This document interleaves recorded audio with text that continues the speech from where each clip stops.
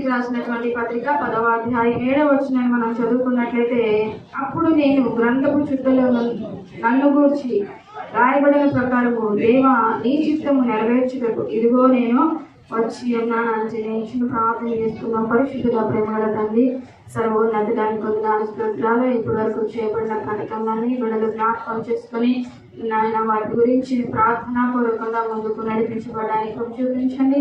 ముందున్న సమయాన్ని మాకు దీవెనకరంగా ఆశీర్వాదకరంగా పంచుకోవడం ఏసునామములో ప్రార్థిస్తున్నాము తండ్రి, ఆమేన్. ఇక్కడ చదువుకున్నటువంటి లేఖన భాగంలో కనబడుతుంది కదా, యేసు ప్రభువారు ముందుగానే రాయబడినటువంటి లేఖనాల ప్రకారం ఎలాగా అంటే చూడండి, మరొకసారి చదువుకుందాం. గ్రంథపు చుట్టలు నన్ను గూర్చిన ప్రకారం రాయబడిన ప్రకారం దేవా నీ చిత్తము నెరవేర్చుటకు ఇదిగో నేను వచ్చుచున్నానంటుంది. హల్లెలూయా. దేవుని యొక్క చిత్తాన్ని నెరవేర్చడానికి మనల్ని ప్రభువు సృష్టించాడు ఈ భూమి మీద.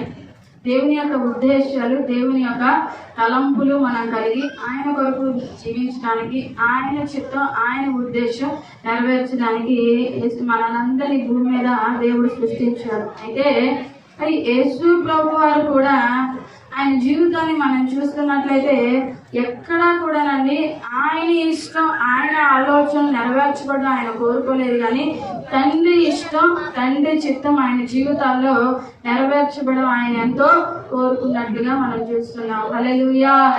ముందుగానే రాయబడిన ప్రకారంగా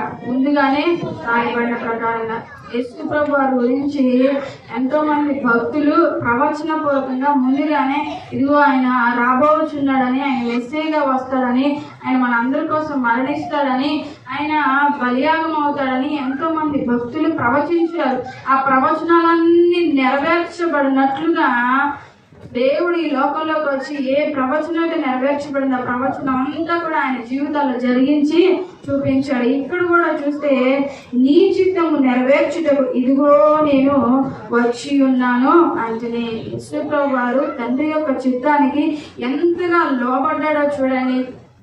ఆయన గురించి మనం తెలుసుకొని మనం వెంబడిస్తున్నటువంటి విధానం ఏంటంటే, మన తండ్రి అయినటువంటి ఆయన మంచి మార్గంలో నడుస్తూ, దేవుడు చెప్పినటువంటి మార్గంలో, తండ్రి చెప్పిన మాటల్లో నడుస్తూ మనల్ని కూడా ఆ మార్గంలో నడవమని చెప్తూ ఉన్నాడు. హల్లెలూయా. మన ఈ లోకపు తల్లిదండ్రుల వల్లే కాదు, మనమైతే ఏం చేస్తూ ఉంటాం అంటే, మనం ఎప్పుడు ఫోన్ చూస్తూ ఉంటాం. పిల్లలు మాత్రం ఏం చేయమంటాం? ఫోన్ చూడొద్దంట. మనం ఎప్పుడు 24 గంటలు ఫోన్ చూస్తూ ఉంటాం, మన పిల్లలు మాత్రం ఫోన్ చూడొద్దంట. కానీ యేసు ప్రభు వారు అలా కాదండి. హల్లెలూయా. ఆయన తన తండ్రి ఏ మార్గంలో నడవమన్నాడో నడచి చూపించి, ఆయన పిల్లమైనటువంటి మనకు కూడా ఇదిగో నేను ఈ మార్గంలో జీవించాను, మీరు కూడా ఇలాగా జీవించండి. ఆయన చెప్తున్నటువంటి మాట ఏంటంటే, నా ఇష్టం నా చిత్తం కాదు, కానీ ఆయన చిత్తం నెరవేర్చడానికి నేను ఈ లోకంలోనికి వచ్చుచున్నాను. హల్లెలూయా. ఆయన చిత్తం నెరవేర్చడానికి మరో చోట రాయబడింది కదా, ఆయన ఈ లోకంలో ప్రతి ఒక్కరి శ్రమలు, నిందలు, పాపాలు ఆయన మీద వేసుకోవడానికి ఒక్కసారిగా ఆయనకి బాధ వచ్చేసింది. ఆయన అన్నాడు కదా, తండ్రి నీ చిత్తం అయితే ఈ గిన్నె నా యొద్ద నుంచి తొలగించు, లేని ఎడల నీ చిత్త ప్రకారమే కానీ. చూడండి, మత్తయి సువార్త 26వ అధ్యాయం 40వ వచనం చదువుకున్నట్లయితే, మత్తయి సువార్త 26వ అధ్యాయం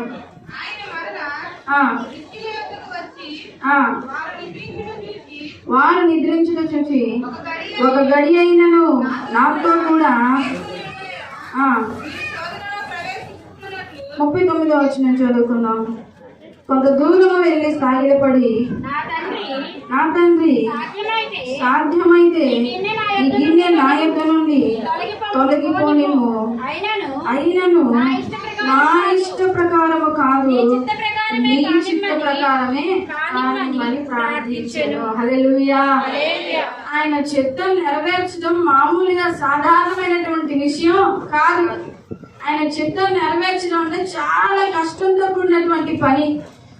ఆ పరలోకంలో ఎప్పుడు యుగాలు దేవుని దూతల చేత కొనియాడబడుతూ ఎంతో సంతోషమైనటువంటి ఆయన ఈ లోకంలోకి వచ్చి తండ్రి యొక్క చిత్తం నెరవేర్చాలంటే ఈ లోకంలో బ్రతికినంతకాలం కూడా ఆయన ఏం చేశాడు?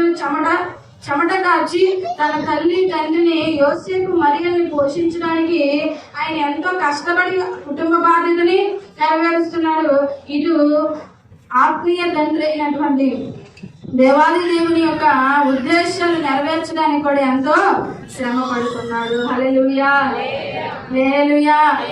ఆ శ్రమ పడేటువంటి విషయంలో మరి మనుషులు రకరకాలుగా మాట్లాడుతూ ఉన్నారు. కొంతమంది అంటే అంగీకరిస్తున్నారంట, కొంతమంది ఏమో త్రోసి వేస్తున్నారంట, కొంతమంది ఏమో మా ఊరు రండి అంటున్నారంట, కొంతమంది ఏమో మా ఊర్లోకి నువ్వు అడుగు పెట్టద్దు.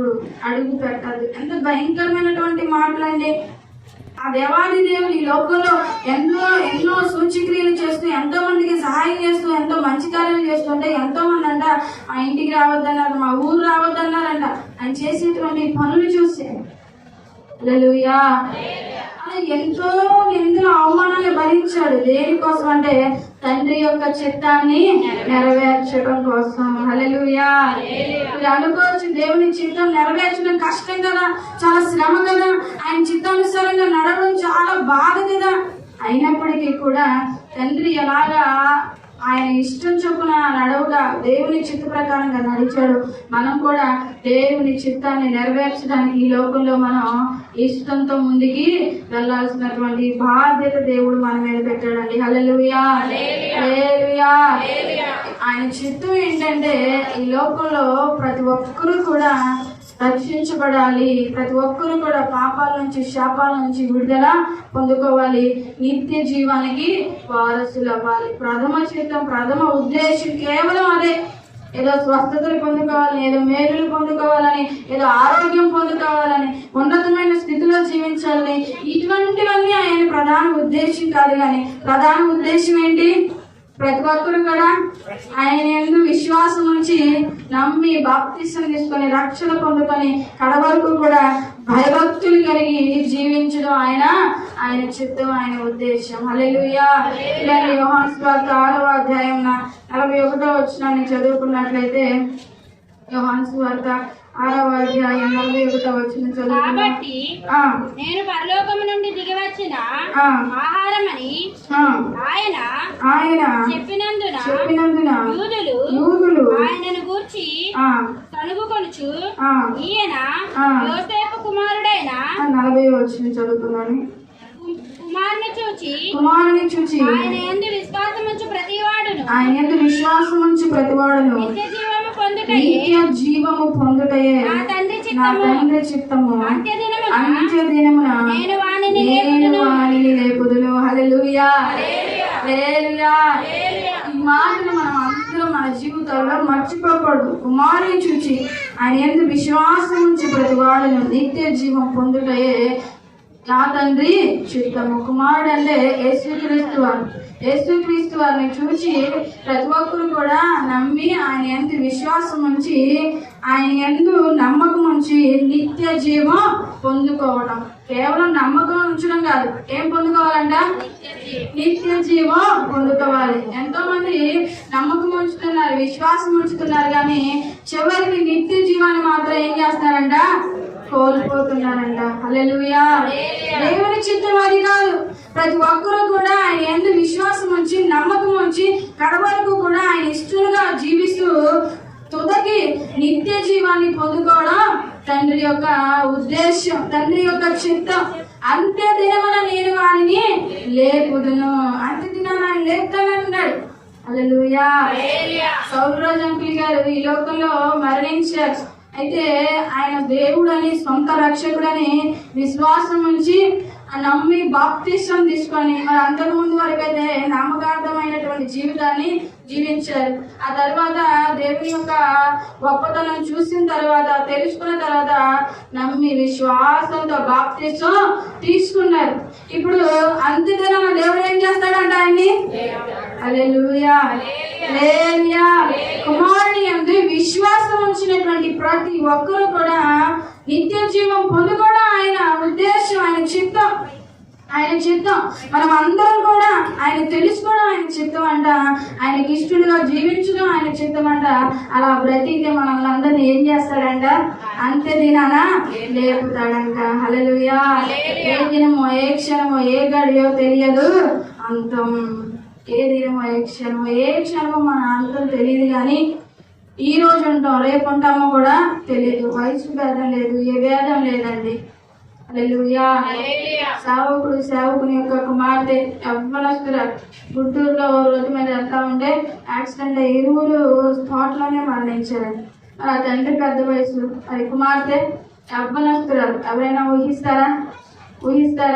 ఇప్పుడు నాకు ఇంకా ఆయుష్కాలం ఉందని విర్రవీగుతూ మన ఇష్టానుసారంగా మనం బ్రతికితే మనం మరణించిన తర్వాత నిత్య జీవాన్ని కోల్పోతూ ఉంటాం. ఇప్పుడు ఆ సేవకుని యొక్క కుమార్తె ఇప్పుడు ఎక్కడ ఉంటారు? పరలోకంలో ఉంటాడు. దేవుడు అని అంత్య దినాన లేపుతానని వాగ్దానం చేస్తున్నాడు. మనమందరం కూడా అదే విశ్వాసంతో మనం ఉండాలండి. హల్లెలూయా. నేను అనేటువంటి పరిస్థితి మన జీవితాల్లో కనబడదు. కానీ అంతా యేసు ప్రభు యొక్క దయ, యేసు ప్రభు యొక్క కృప.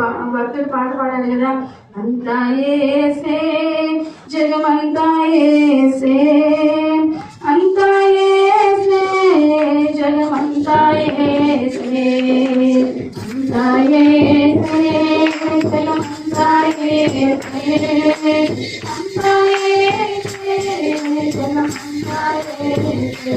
హల్లెలూయా. మనం కూర్చున్నా, నుంచున్నా, లేచినా, నడిచినా, పడుకున్నా ఒకే ఉద్దేశం మనలో ఉండాలంట. మనం చనిపోయిన తర్వాత నిత్య జీవానికి మనం వారసులం అవ్వాలి. అలాగ నేను బ్రతికితే, ఆ ఉద్దేశంతో నేను జీవిస్తే, నేను చనిపోయిన ఈ లోకంలో నేను చనిపోయిన దేవుడు అంత్య దినాన నన్ను లేపుతాడు. హల్లెలూయా. ఆయన తండ్రి చిత్తం అది. ఆయన కోరుకుంటుంది ఏంటంటే మనలో ఆ ఉద్దేశం అంట నెరవేర్చబడాలని ఆయన కోరుకున్నాడంట. చూడండి, మత్తయి సువార్త 18వ అధ్యాయం 14వ వచనాన్ని చదువుకున్నట్లయితే, మత్తయి సువార్త 18వ అధ్యాయం 14వ వచనం మనం చదువుకుందాం. అలాగునని ఈ చిన్నవారిలో ఒక్కడైనను నశించుట పరలోకమందున మీ తండ్రి చిత్తము కాదు. హల్లెలూయా. మీ తండ్రి చిత్తము కాదు. నా అంటే ఏమంటున్నాడు? మీ తండ్రి చిత్తము కాదు. హల్లెలూయా. ఈ చిన్న వారిలో ఒకడైనా నశించుట పరలోకమందున మీ తండ్రి చిత్తము కాదు. హల్లెలూయా. ఆయన చిత్తం ఏంటంటే ఒక్కడు కూడానంట. ఈ చిన్న వారిలో ఒక్కడు కూడా. హల్లెలూయా. ఈ అధ్యాయం ముందు వచనాల్లో చదువుకుంటే కొంతమందిని యేసు ప్రభువు దగ్గరికంట చిన్న బిడ్డను తీసుకొస్తున్నారంట. చిన్న బిడ్డను తీసుకొస్తుంటే శిష్యులు ఏం చేస్తున్నారంటే ఆటంకపరుస్తున్నారంట. ఏం చేస్తున్నారు? ఆటంకపరుస్తున్నారు. వెంటనే యేసు ప్రభు గారు అంటారు కదా, వాళ్ళు మీరు ఆటంకపరచమాకండి, పరలోక రాజ్యం వారిదే, వారిని మందిరంలోకి తీసుకురండి అని చెప్తూ ఉన్నాడు. ఇంకా ముందు అలా చదువుకుంటూ వస్తే వాళ్ళకి అర్థమయ్యేలా ఉపమానం ఏం చెప్తున్నాడు అంటే, ఒక మనిషికి 100 గొర్రెలు ఉన్నాయి అనుకోండి, ఒక గొర్రె తప్పిపోతే ఆ యొక్క యజమాని కాపరి ఏం చేస్తాడు? 99 ఉన్నాయి కదా చాలా అనుకొని వెళ్ళిపోతాడా? దేనికోసం చేస్తాడు? ఆ 99 వాటికి పచ్చగడ్డ ఎక్కడ ఉందో చూపించి ఇక్కడే ఉండ నన్ను వదిలిపెట్టేసేసి ఏం చేస్తాడు? ఆ ఒక్కదాన్ని వెతకడం కోసం వెళ్ళిపోతాడంట. హల్లెలూయా. మా డాడీ దగ్గర కూడా నాకు నచ్చేటువంటి విషయం ఏంటంటే, ఎంతో మంది వస్తారు కానీ ఆయన చూసుకునేది ఏంటంటే, ఈరోజు వీళ్ళు రాదు. ఎన్నోసార్లు నేను గమనించాను. మందిరంలోకి వచ్చిన తర్వాత మందిరం నిండా ప్రజలు ఉంటారు, అయినా కూడా ఆయన ఆలోచన అంతా ఎక్కడ ఉంటది? ఎవరు రాలేదు, ఈ కుటుంబంలో వీళ్ళు ఆగిపోయారు, వాళ్ళు ఎందుకు రాలేదు, వాళ్ళు ఎందుకు రావట్లేదు, ఎందుకు ఆగిపోతున్నారు? ఒకవేళ బలహీనత, ఒకవేళ అశ్రద్ధ, దేనికి రావట్లేదు. హల్లెలూయా. వాళ్ళు కనపడిన తర్వాత అందరూ వచ్చిన సంతోషం కన్నా ఈ బాధను ఎక్కువగా వ్యక్తం చేస్తూ ఉంటారు. నువ్వెందుకు రావట్లేదు. హల్లెలూయా. కొన్నిసార్లు మొదట కొంచెం అందరూ ఉన్నారు కదా, ఆ ఒక్కరి కోసం ఎందుకు డిస్టర్బ్ అయిపోవాలి అని అనిపిస్తూ ఉండేది. కానీ అలాగా ఆలోచన చేస్తూ ఉంటే నిజమే కదా, తండ్రి ఉద్దేశం ఏదో నలుగురు సంతోషంగా ఉంటే కాదు, ఉన్న అందరి బిడ్డలు కూడా ఆత్మీయంగా ఎదగాలి, అందరూ ఆహారం భుజించాలి, అందరూ ఉండాలి. ఏదో 10 మంది పిల్లలు కడుపు నిండా తింటే నాకు చాలు, అందరూ భుజించాలి. హల్లెలూయా. ఆ ఒక్కల కోసం దేవుడు ఎలాగా ఎదుగుతూ ఉన్నాడో అలాగే మనందరం కూడా మనందరి జీవితాల్లో చెప్తున్నాడు, ఒక్కరు కూడా ఆయన ప్రాముఖ్యమేనంట. హల్లెలూయా. కొంతమందికి ఎలా ఉంటుందంటే ఈ లోపల సామెత ఉంది కదా, పచ్చగా ఆయనకి లోకమంతా పచ్చగా కనబడిందంట. ఇంకోటి ఏంటంటే కడుపు నిండా ఉన్న ఆయనకి ఆకలి తెలియదంట. అంటే వాళ్ళు సంతోషంగా ఉన్నారనుకోండి, ఇంకా ఎవరి బాధ అక్కర్లేదు, ఎవరు కష్టంలో ఉన్నా అక్కర్లేదు, ఎవరు బాధలో ఉన్నా అక్కర్లేదు. ఏంటి పరిస్థితి ఎలా ఉంది అంటే ఏముంది, అంతా సంతోషమే, అంతా ఆనందమే, అంతా సమృద్ధి, ఏం బాధలేదు. ఒక ఆయన బాగా ఏం జరుగుబాటు లేకపోతే ఏంటి పరిస్థితి ఎట్టా ఉందంటే ఏంటి నీ వ్యాపారాలు అంటే ఆటో నగరే బాగాలేదు. ఉదాహరణ చెప్తున్నారు, వాళ్ళ పరిస్థితి బాగోపోతే ఇంకెవరి పరిస్థితి బాగోలేదు, లేకపోతే వాళ్ళ పరిస్థితి బాగుంటే అందరి పరిస్థితి బాగున్నట్టే. ఈ రెండు మన జీవితాల్లో ఉండకూడదు. కానీ మనము సంతోషంగా ఉంటే ఈ సంతోషం ఇంకా ఎవరిలో లేదు. దేవుని చిత్తం ఏంటంటే ఏ ఒక్కరు కూడా నశించుకోవటం ఆయన చిత్తము. గుర్తు పెట్టేసుకోండి, కొన్ని సెంటెన్సెస్ అలా మన హృదయంలో ముద్రించేసుకోవాలి.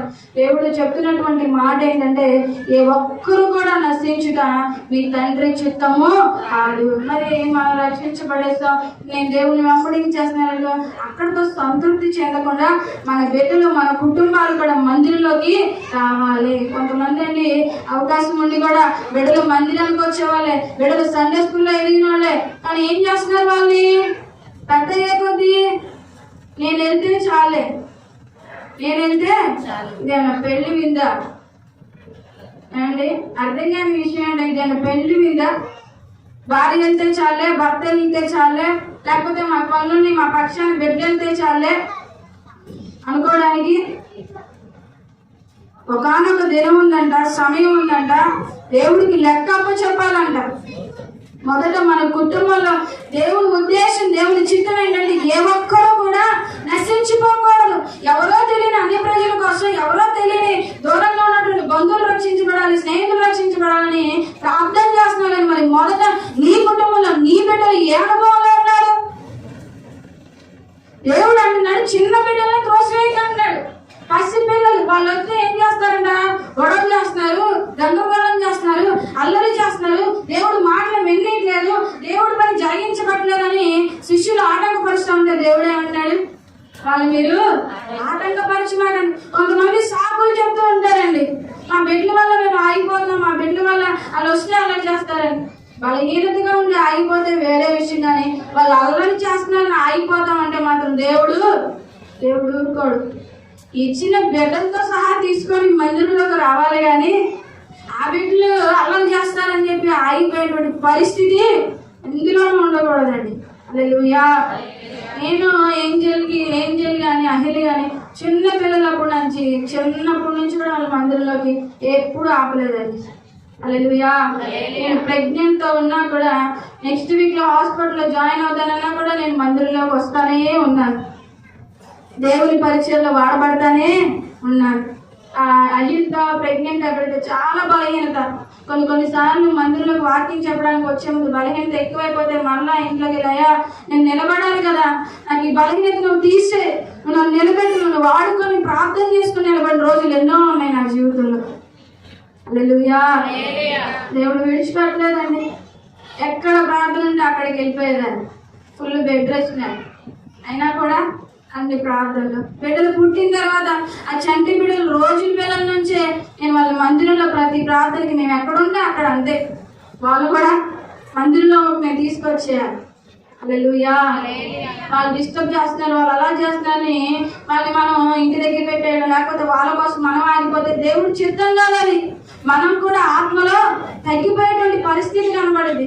కొంతమంది ఇంకా బిడ్డలు చూసుకుంటూనే దేవుడి వాక్యాన్ని వినరు. ఈ రెండు మనం చేయకూడదు. కానీ వాళ్ళు రక్షించబడాలని, నా బిడ్డలు దేవుడు మాటలు వినేలాగా చేయాలయ్యా, సహాయం చేయని ప్రతి తల్లి ప్రతి తండ్రి కూడా ప్రార్థనాపూర్వకంగా వస్తే ఎందుకు సహాయం చేయడండి దేవుడు? హల్లెలూయా. నాకు అర్థం కాని విషయం, ఇంట్లో ఉదయం లేచిన దగ్గర నుంచి సాయంత్రం వరకు ఎన్నో పనులు చేస్తున్నారు. కూడా పిల్లలు ఉంటున్నారా? పిల్లలు లేకుండా ఉంటారా? కూడా పిల్లలు ఉన్నారా లేదా? ఏది వంట ఏమన్నా చేయడానికి కూరలు మాడిపోతుందిగా, లేకపోతే ఏదన్నా ఏమి డిస్టర్బెన్స్ అవ్వట్లేదుగా, ఆ పని సక్రమంగా అయిపోతున్నాయి. పిల్లలు చూసుకోవడం కూడా జరిగిపోతుంది కదా. కేవలం మందిరంలోకి వచ్చినప్పుడు మాత్రమే ఎందుకని ఆ పిల్లలు అల్లరి చేస్తారు, లేకపోతే వెన్నీట్లేదని ఎందుకని దేవుని మాటలు ఏమైనా నిర్లక్ష్య పెట్టి వాళ్ళు కూడా దూరం చేసేస్తూ ఉంటాం. వాళ్ళ చిన్ననాటి నుంచే బీజం వాళ్ళ హృదయంలో పడితే వాళ్ళ పెద్దగా కూడా వాళ్ళు తొట్టిల్లిపోరు. హల్లెలూయా. చిన్ననాటి నుంచి వాళ్ళ కోసం తృష్ణ కలిగి ఒక్కరు కూడా మీరు నశించుకోవటం ఇష్టం లేదు కదా అని వాళ్ళు అలాగ పెంచాలండి. హల్లెలూయా. అలాగ పెంచితే దేవుణ్ణి ఇష్టం. మీరు తల్లిదండ్రులుగా ఆస్తులు సంపాదించడం, లేకపోతే గొప్ప గొప్ప చదువులు చదివించి ఇవ్వడం, లేకపోతే వాళ్ళ కోసం శ్రమపడి డాబాలు సంపాదించడం, అవి సంపాదించడం, వీటన్నిటికన్నా శ్రేష్టంగా దేన్ని బిడ్డలకి ఇవ్వాలి? దేవుణ్ణి బిడ్డలకి ఇవ్వాలి. అప్పుడు లోకమంతా సంపాదించి తన ప్రాణాన్ని పోగొట్టుకుంటే ఏం ప్రయోజనం అండి? మనం ఉన్నా లేకపోయినా మన బిడ్డలకి దేన్ని ఇవ్వాలి? దేవుణ్ణి ఇవ్వాలి. హల్లెలూయా. అవకాశం లేని వాళ్ళు, కుటుంబంలో సఖ్యత లేనప్పుడు ఎంతో మంది బాధపడతా ఉంటే, కొంతమంది కుటుంబాలు బాధపడాల్సినటువంటి విషయం ఏంటంటే అవకాశం ఉన్నా కూడా, సఖ్యత ఉన్నా కూడా కుటుంబాల బిడ్డల ఎడల బాధ్యత లేని వారిగా, వారి రక్షణ కొరకు ప్రయాస ప్రాకులత లేని వారిగా ఉంటున్నారండి. ఇప్పుడు ఎంత బాధపడతాడు? ఏమైనా ఆలోచన చేస్తూ ఉన్నారు. ఆయన బాధపడితే మనకి ఆశీర్వాదం వచ్చిందా? ఆయన మనల్ని బట్టి దుఃఖపడితే మనకి దీవెన కలిగిందా? మనకు ఆశీర్వాదం, సంతోషం కలిగిందా? సేవకుడు మన కోసం కన్నీరు కారిస్తేనే మనకు ఆశీర్వాదం ఉండదు. దేవాది దేవుడు మన కోసం దుఃఖపడి కన్నీరు కారిస్తే, ఆయన గాయాలు రేపుతా ఉంటే మనకి దీవెన కలిగిద్దా? ఆశీర్వాదం కలిగిద్దా? ఎన్ని ఆరాధనలో పాల్గొంటే మనకి మేలు కలిగిద్దా? హల్లెలూయా. ఆయన ఉద్దేశం, ఆయన చిత్తం ఏంటంటే ఏ ఒక్కరు కూడా నశించిపోకూడదు. హల్లెలూయా. ఈ ఆలోచన కలిగి మన బిడ్డలు కూడా మనతో పాటు తెచ్చుకోవాలి. కుటుంబంలో వాళ్ళని చిన్ననాటి నుంచి పెంచగలిగితే మొక్కయ్య వంగనిది నానే వంగున. ఎంతో మంది వాళ్ళ బిడ్డలు వాళ్ళ బిడ్డలు పుట్టేసిన తర్వాత ప్రభువుని తెలుసుకొని వాళ్ళ మందిరంలోకి తీసుకురాలేక బాధపడుతున్నారు. ఎందుకంటే వాళ్ళకి మొక్కలు ఏ దేవుని ప్రేమ తెలియలేదు. ఇప్పుడు రాంగ్ అయిపోయారు, పెద్ద పెద్ద బట్టలు అయిపోయారు. ఇప్పుడు వంగమంటే వంగట్లే. మొక్కలుగా నీ చేతిలోనే ఉన్నప్పుడే వాటిని నీరు పోసి తగినంతటువంటి సమృద్ధికరమైన ఆహారం పెడితే ఆ మొక్క మంచి వృక్షమై ఎన్ని ఫలాలు ఇస్తుందండి, ఎన్ని వృక్షాలకి జన్మనిచ్చిందండి. హల్లెలూయా. ఆలోచన చేస్తున్నావా? నువ్వు నీ కుమారుని రక్షించగలిగితే నీ కుమారుడు ఎంతో మంది బిడ్డల్ని రక్షించగలుగుతాడు. నీ ఒక్క కుమార్తెని నువ్వు దేవుని దగ్గరికి నడిపించగలిగి భక్తిలో పెంచగలిగితే నీ కుమార్తె ప్రార్థనను బట్టి, నీ కుమార్తె దేవుని స్తుతించడం బట్టి ఎంతో మంది కుటుంబాన్ని దేవుడు నడిపిస్తాడు. హల్లెలూయా. ఎప్పుడైనా ఆలోచించారా అట్లాగా? నా ఒక్క కుమారుడేగా, నా ఒక్క కుమార్తెగా అని అశ్రద్ధతో ఉంటున్నారా? ఆ ఒక్కరు రక్షించడం బట్టి ఎన్నో ఆత్మలు రక్షించబడతాయండి. హల్లెలూయా. చూడండి, మరో వచనాన్ని మనం చదువుకున్నట్లయితే దావీదు అంటున్నాడు కదా, కీర్తన గ్రంథం 40వ అధ్యాయం 8వ వచనాన్ని చదువుకున్నట్లయితే, కీర్తన గ్రంథం 40వ అధ్యాయం నీ చిత్తము నెరవేర్చుట నాకు సంతోషము, నీ ధర్మశాస్త్రమున ఆంతర్యంలో ఉన్నది. కీర్తనకారుడు మరి దావీదు మహారాజు ఎంతో గొప్ప గొప్ప సంగతులు చెప్తూ ఉంటాడండి. మన శ్రావకులు ఒక మాట చూపించారు. ఆ మాట ఏంటంటే, నీ ధర్మశాస్త్రాన్ని బట్టి నేను ఆనందిస్తున్నాను, నీ ఆజ్ఞను అనుసరించటంలో నేను సంతోషాన్ని కలిగి ఉన్నాను. ఇప్పుడు అంటున్నాడు కదా, నా దేవా నీ చిత్తము నెరవేర్చుట నాకు సంతోషము. హల్లెలూయా. ఎలా ఉండాలంట? సంతోషం అంట. బాధతో ఉండకూడదు అంట, బాధతో ఉండకూడదు. హల్లెలూయా. ఎలా ఉండాలి? సంతోషం. ఆయన చిత్తం నెరవేర్చుటలో సంతోషం. హల్లెలూయా. ప్రతి ఒక్కరు ఎప్పుడు ప్రధాన్ని ఇసుగ్గా బాధగా చేస్తారు. ఎలా చేస్తారు? ఇల్లు ఊడ్చినా, ఏ పని చేసినా, చిన్న చిన్న పనులు కూడా బాగా ఇసుగ్గా చేస్తూ ఉంటారు. ప్రతి విషయంలో కూడా మనం ఏ పని చేసినా ఎలా చేయాలంట? సంతోషంతో చేయాలంట. హల్లెలూయా. హల్లెలూయా. దేవుని పని చేయడం కష్టమే, సంతోషమే. కష్టమే, సంతోషమే, ఈ రెండు ఉన్నాయండి. కష్టమే దేవుని పని చేయడం, ఆయన చిత్తానుసారంగా మన ఇష్టం కాకుండా ఆయన ఇష్ట ప్రకారంగా బ్రతకడం చేయడం కష్టమే. కానీ దాన్ని ఇష్టంగా చేస్తే సంతోషం. హల్లెలూయా. కొన్ని పర్యాలు దేవుని పరిచయంలో కూడా అమ్మో పరిచయం చాలా కష్టమయ్యా అనిపిస్తూ ఉంటది. అట్లా దాన్ని ఇష్టంగా ఆలోచన చేస్తే అంటే ఇది ఎంతో సంతోషాన్ని ఇస్తూ ఉంటది. కొంతమంది దేవుని పరిచయం కొరకు కాలం తెస్తూ ఉంటారు. అయితే ఎలా తెస్తూ ఉంటారంటే బాధతో, ఇది చేయకపోతే మళ్ళీ నాకు దీవెన రాదు అని ఒక రకమైనటువంటి నిరాశ తీసుకొస్తూ ఉంటారు. ఇది ఇవ్వాలా, ఇది ఇవ్వాలా, ఇది ఇవ్వాలా, ఇది ఇవ్వాలా. హల్లెలూయా. ఇష్టంగా చేస్తే సంతోషంగా ఉంటది, అది మనకి బాధ అనిపించదు. హల్లెలూయా. దేవుని యొక్క చిత్తం మనం నెరవేర్చే విషయంలో మనం సంతోషం కలిగి ఉంటే ఆయన చిత్తం నెరవేర్చడంలో మనకి బాధ ఉండదు. హల్లెలూయా. ప్రతిదీ కూడానండి, మన వివాహ విషయం కానీ, మన యొక్క చదువుల విషయాలు కానీ, మన యొక్క ప్రతి పరిస్థితిని కూడా దేవుని చిత్తానికి లోబడి ఆ చిత్తాన్ని మనం ఏం చేయాలంట? అంగీకరించి సంతోషించాలంట. హల్లెలూయా. ఫారెన్ లో ఒక ఆమె బ్లూ ఐస్ తో పుట్టిందంట. ఎలా పుట్టింది? బ్లూ ఐస్ తో పుట్టిందంట. నాకు సావుకులు చెప్తున్నారు. అయితే ఆ బ్లూ ఐస్ తో పుట్టిందని చాలా బాధపడి, అయ్యా నాకు ఈ ఐస్ తీసే, ఈ బ్లూ ఐస్ తీసే, ఈ బ్లూ ఐస్ తీసే అని చెప్పి ప్రార్థన చేస్తున్నాడు. కొద్ది రోజులు అయిపోయింది, నెలలు అయిపోయింది, సంవత్సరాలు అయిపోయింది. ఇంకా ఆమె ఇన్ని సంవత్సరాలు ప్రార్థన చేశాను, ఇంక ఇది దేవుని చిత్తం కాదులే అని అప్పటి నుంచి ఇంకా ప్రార్థన చేయడం ఆపేసిందంట. అయితే కొద్ది రోజులు అయిన తర్వాత, మరి పెద్ద అయిపోయిన తర్వాత ఒక రోజు మరి ఇండియా దేశానికి నడిపించబడి చాలా బ్లూ ఐస్ అంటే వేరేలాగా ఉంటాయి కదా, అందంగా ఉంటాయి కూడా కొంచెం. ఇప్పుడు ఆమె ఇండియాకి వచ్చేసేటప్పటికి కట్టుబొట్టు మారిపోవాలి. వస్త్రధారణ, ఇక్కడ శారీస్ కట్టుకుంటారు, ఏ సాంప్రదాయం ఆ సాంప్రదాయం. ఇక్కడ శారీస్ కట్టుకుంటా ఆ బ్లూ ఐస్ తో ఉండే శారీస్ కట్టి చక్కగా జడేసుకుంటే ఇక్కడ ఎలా ఉందంటే చూడటానికి చక్కగా ఒక బ్రాహ్మణ స్త్రీలాగా చాలా చూడటానికి అందంగా ఉందంట. వెంటనే ఒక బ్రాహ్మణ కుటుంబం ఆమెను చేర్చుకొని, ఇది చాలా మన సభ్యుల్లో ఒక ఆమెలాగా ఉంది అని ఆమెను ప్రేమగా ఆమెను స్వీకరించుకొని వారి కుటుంబంలోకి చేర్చుకున్నారంట. హల్లెలూయా. ఆ తర్వాత ఎప్పుడైతే ఆమెను చేర్చుకున్నారో రోజులు గడిచే కొద్ది వాళ్ళతో సహవాసం పెరుగుతా, వాళ్ళతో దేవుని ప్రేమని పంచుకుంటా ఎంతో మంది బ్రాహ్మణ కుటుంబాలందరినీ రక్షించిందంట. హల్లెలూయా. అప్పుడు అనుకుంది కదా, దేవుని చిత్తాన్ని బట్టి నేను సంతోషించినప్పుడు దేవుడు గొప్ప ప్రణాళికలు నెరవేర్చాడు. హల్లెలూయా. ఆమె ఆ బ్లూ వేసే వద్దు, నాకు దేవుని చిత్తం వద్దు, నా ఇష్టం కాదు అలాగే ఉంటే దేవుని గొప్ప ప్రణాళికలు గ్రహించేది కాదు. ఆ చక్కని అందమైనటువంటి ఆ కళ్ళు వలన దేవుడు ఏం చేస్తాడంటే ఆమెను నిలబెట్టుకొని ఎన్నో ఆత్మలు రక్షించడానికి దేవుడు కృప చూపించాడు. హల్లెలూయా. కొన్నిసార్లు మా దేవుని చిత్తం మన జీవితాల్లో జరిగించబడతా ఉంటే, అయ్యో నేను కోరుకుంది ఇది కాదు కదా, నేను కోరుకుంది వేరే జీవితం కదా, నేను ఆశించింది వేరే మార్గం కదా, దేవుడు నన్నెందుకు ఈ మార్గంలో దేవుడు నన్ను ప్రేరేపిస్తున్నాడు, ఆయన చిత్తం నాకు నచ్చట్లేదని ఎవ్వరూ బాధపడమాకండి. హల్లెలూయా. ఆయన చిత్తం నెరవేర్చుటను బట్టి మనం ఏం చేయాలంట? సంతోషించాలంట. హల్లెలూయా. హల్లెలూయా.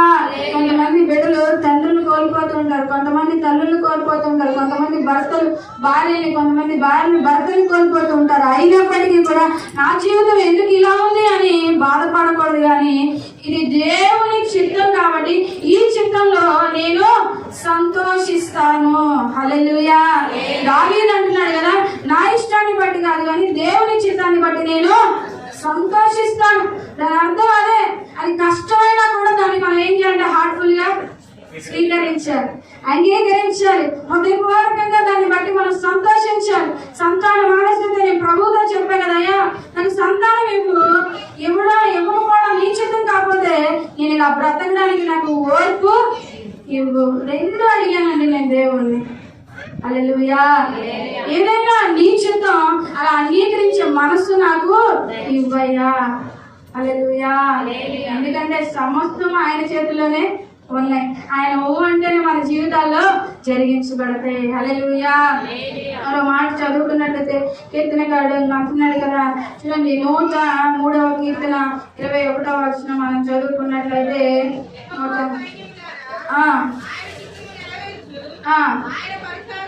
ఆయన పరిచారకులారా మీరందరూ ఆయనను సన్నుతించండి. హల్లెలూయా. భక్తుడు ఒక గొప్ప మాటని, ఒక టైటిల్ ఇచ్చేస్తాడు. ఏంటంటే ఆయన చిత్తము నెరవేర్చు ఆయన పరిచారకులారా. ఈ మాట చాలా బాగుంది కదా. ఆయన చిత్తాన్ని నెరవేర్చేటువంటి పరిచారకులు వాళ్ళందరికీ ఇస్తున్నటువంటి టైటిల్ ఏంటంటే ఆయన చిత్తం నెరవేర్చేటువంటి పరిచారకులారా. మీరందరూ ఆయన బట్టి సంతోషించండి, మీరందరూ ఆయన బట్టి స్తుతించండి, సన్నతించండి. హల్లెలూయా. హల్లెలూయా. బలహీనత వచ్చింది అనుకోండి, కొంతమంది అనుకుంటారు కదా, ఎవరికి రాని బలహీనత నాకే. అసలు ఆ మాట అర్థమైంది, అందరికి రావాలన్నారు. మా ఇదాలో ఎక్కడా లేదు, ఇక్కడే వచ్చింది ఏంటో. కొంతమంది పెద్దలు తిడతా ఉంటారు, రోగాలను బట్టి, బాధలను బట్టి, ఎక్కడా చూడలేదు ఈ రోగం, ఎక్కడా లేదు ఏంటో, మా కుటుంబాల్లో లేదు. కొంతమంది అంటే షుగర్ వచ్చిందంటే మా వంశంలోనే లేదు, ఎక్కడి నుంచి వచ్చిందో అంటే ఎవరో ఒకరికి ఉండాలా. వచ్చినా ఏది వచ్చినా కూడా నీ చిత్తమయ్యా అని దాన్ని బట్టి మనం ఏం చేయాలంట? సంతోషించాలంట. పౌలు గారు ఏమన్నారు చెప్పండి? పౌలు గారు ఏమన్నారు? నేను ఎప్పుడు ఆయనలో ఉండడానికి, పడిపోకుండా ఉండడానికి, ఎప్పుడు నా శరీరంలో ఒక ముళ్ళు అంటే దాని అర్థం ఏంటి? శ్రమ, సమస్య, బలహీనత. ఆయన శరీరంలో బాధ ఉందంట. ఆయన శరీరంలో ఒక రకమైనటువంటి బాధ ఉంది. అయితే ఆయన అంటున్నాడు కదా, బాధపోతే నేను నా ఇష్టానుసారంగా ఉంటానేమో, ఇది ఎప్పుడు నాకు ఉంచయ్యా. హల్లెలూయా. యేసన్న గారు ఎంత భక్తి జీవితాన్ని జీవించి ఈ లోకంలో ఎన్ని శ్రమలు పడి ఎంత సేవ చేశాడండి. ఆయన మందిరం లేని ఊరు లేదు. ఆ రోజుల్లోనే టీవీ ప్రసారాలు లేవు, యూట్యూబ్లు ఇంతగా లేవు. ఆ రోజుల్లోనే అంత సేవ చేస్తాడు ఆయన. అప్పుడులోనే ఇవన్నీ ఉంటే ఇంకెంత ప్రపంచ దేశాలకు విస్తరించిపోయేది ఆ పరిచర్య. హల్లెలూయా. ఆయన దేశాలు తిరిగారు, కానీ ఇంకా ఎంత పరిచయం, ఎంత విస్తరించేటువంటి మార్గాలు ఉంటే కనుక ప్రతి దేశాల్లో కూడా మందిరాలు నిర్మించబడేవి. హల్లెలూయా. ఆయన ప్రభువులోకి వచ్చిన దగ్గర నుంచి కూడా ఆయన శరీరంలో బలహీనత ఉందా లేదా? ప్రభువు దగ్గర నుంచి రాకముందు నుంచి ఆయన శరీరంలో ప్రభువుని అంగీకరించిన బలహీనత పోయిందా? ఆ బలహీనత ఆయన శరీరంలోనే ఉంది, ఆ ముళ్ళు ఆయన శరీరంలోనే ఉంది. అయినప్పటికీ కూడా ఎంత పరిచర్య చేశారు, ఎంత మంది ఆత్మలను రక్షించాడు. హల్లెలూయా. అప్పుడు ఇంత గొప్ప గొప్ప సేవకులు కూడా ఎక్కువ మంది లేరు, చదువు లేడు ఆయనకి. హల్లెలూయా. ఇంగ్లీష్ లో మాట్లాడతారు, దేశాలు వెళ్ళిపోయారు, ఎన్నో దేశాలు పరిచయం చేశారు. నా శరీరంలో బలహీనత ఉందిగా, ఇదేంటి నేను ఆయన అంగీకరించాను కదా, నా శాపం తీసేయాలి, ఈ బలహీనత తీసేయాలి, బలహీనత వైపు ఎప్పుడు చూసి సొనుక్కోవడం కానీ గొనుక్కోవడం కానీ లేకుండా ఒక సంచి, కేవలం ఒకే ఒక సంచి తీసుకొని ఊరూరా తిరిగిన ఆయన వెనకమాల ఎంతమంది ప్రజలను సంపాదించారు, పోషించారు. ఆయన బలహీనతైనా మనం బాధపడకూడదు, ఇది ఎందుకు వచ్చింది అనుకోకూడదు. కానీ ఇది దేవుని చిత్తం, నాకు మేలుగే దేవుడు అనుగ్రహిస్తాడు. ఈ ముళ్ళుని బట్టి నేను ఎక్కువగా ఏం చేస్తాను, అందరి కోసం ప్రార్థన చేస్తూ ఉంటాను అని సంతోషించాలి. చూడండి, ఇలాగ మనం ఆయన చిత్తాన్ని బట్టి సంతోషిస్తూ ఆనందిస్తూ ఆయన చిత్తాన్ని నెరవేరిస్తే దేవుడు ఒక గొప్ప మాట, గొప్ప వాగ్దానం మనం చేస్తున్నాడు. చూడండి, యోహాను పత్రిక, యోహాను సువార్త 8వ అధ్యాయం 29వ వచనం చదువుకున్నట్లయితే, యోహాను సువార్త 8వ అధ్యాయం 29వ వచనాన్ని మనం చదువుకున్నట్లయితే,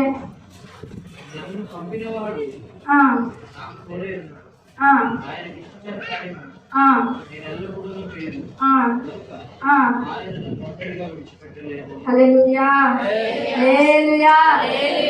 నన్ను పంపినవాడు నాకు తోడై ఉన్నాడు, ఆయనకి ఇష్టమైన కార్యము నేను ఎల్లప్పుడూ చేయుదును, కనుక ఆయన నన్ను ఒంటరిగా విడిచిపెట్టలేదు. హల్లెలూయా, హల్లెలూయా.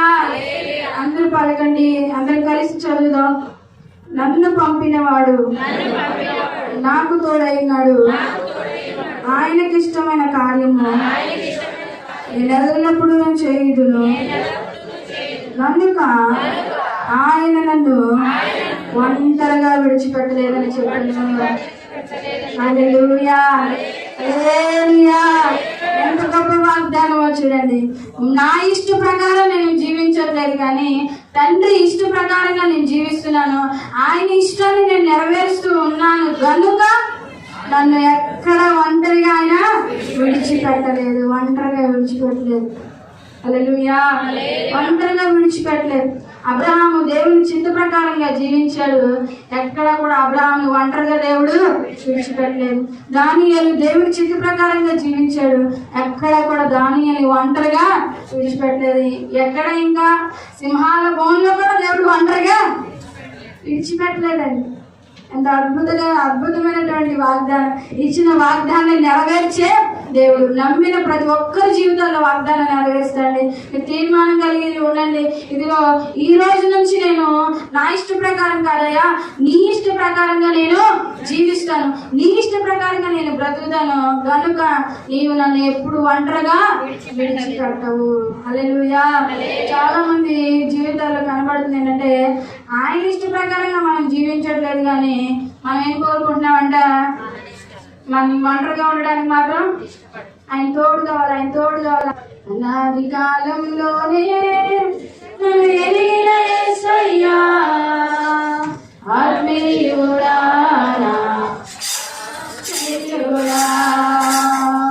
ఆత్మీయుడా,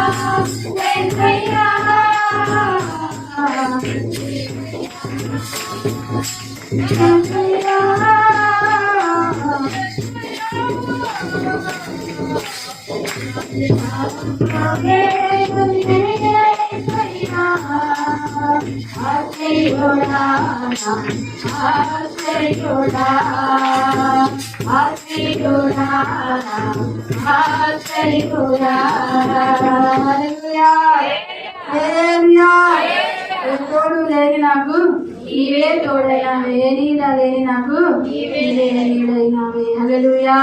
తోడైనా నీడైనా నీవే కదా యేసు. ఎప్పుడు పాడుకుంటాం, ఎప్పుడు ఇలాగా హృదయపూర్వకంగా స్తుతించగలుగుతాం? ఆయన చిత్తాన్ని నెరవేర్చే విషయంలో మనం సంతోషిస్తా ఉంటే అప్పుడు మనం ఆయన ఏం వాగ్దానం చేస్తాడు? ఒంటరిగా విడిచిపెట్టాం. ఇప్పుడు పాడాం కదా, ఏ తోడు లేని నాకు, ఏ నీడ లేని నాకు. కొన్ని పర్యాలు చుట్టూ అందరూ ఉంటారు కానీ నాకేమనిపిస్తుంది? నేను ఒంటరి వాడిని, నేను ఒంటరి దాన్ని అనిపిస్తా ఉండేది. దేవుడు అంటాడు కదా, ఆయన చిత్తం నెరవేరుస్తుంటే అటువంటి సమయాల్లో కూడా నేను తోడుగా ఉంటానన్నాడు. దానియేలుకు అలాగే తోడుగా ఉన్నాడు. మరి ఆయన చిత్తం నెరవేర్చడంలో మనం సంతోషించాలంట. ఈ వాగ్దానాన్ని మీరు చేత పట్టుకోండి. ఆయన చిత్తం నెరవేర్చడం వల్ల మనకు మేలేంటి, లాభం ఏంటి అనుకుంటే ఆయన అంటున్నాడు కదా, ఎప్పుడు ఒంటరిగానే ఆయన విడిచిపెట్టడంట. హల్లెలూయా. ఆయన తోడుగా ఉంటే ఇంకా మనకి ఏం లోటండి? ఆయన తోడుగా ఉంటే మనకి ఏం కొదువా? హల్లెలూయా. ఆయన చిత్తం ఏంటి? ఏ ఒక్కరు కూడా నశించుకోదు. ఆయన ఇష్టం కాదు, అందరూ రక్షించబడాలి, అందరూ రక్షించబడాలి. ఆయన చిత్తం నెరవేర్చబడాలి. హల్లెలూయా. ఆయన కూడా తండ్రి చిత్తాన్ని నెరవేర్చడం కోసం శిలువలో ఎంతో శ్రమ, ఎంతో బాధ, ఎన్నో బాధలు. అయినప్పటికీ కూడా నా ఇష్టం కాదు, నా తండ్రి చిత్తం నెరవేర్చడానికి ఎంతో బాధ అనుభవించి తుదికి ఎంతో సంతోషాన్ని, ఏ ఉద్దేశంతో ఆయన బాధని, శ్రమని సంతోషంతో స్వీకరించాడంటే నేను బాధ అనిపించడం వల్ల అందరూ సంతోషిస్తారు. హల్లెలూయా.